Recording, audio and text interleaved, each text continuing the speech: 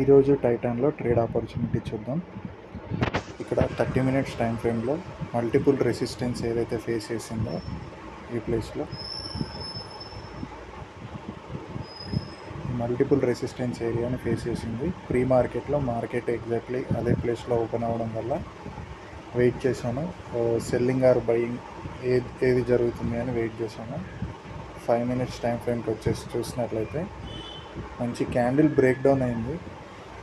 Okay, తర్వాత ఇక్కడ consultation ఈ క్యాండిల్ అనేది క్లోజ్ అవ్వాలి, బట్ అవ్వలేదు. కింద క్లోజ్ అవుతే సెల్లింగ్ వైపు ప్లాన్ చేసేవాడిని, క్లోజ్ అవ్వకుండా రిజెక్షన్ వచ్చింది. సో ఇదే క్యాండిల్లో మనం బై ఎంట్రీ తీసుకొని క్యాండిల్లో స్టాప్ లాస్ ప్లే చేసుకుంటే ఫస్ట్ టార్గెట్ ఇక్కడికి, ఇది బిగ్ క్యాండిల్ హాఫ్ వరకు.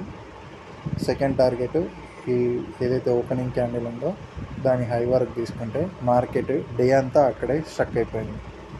ఓకే, నచ్చితే ఫాలో అవ్వండి, ఇంకా నేర్చుకుందాం.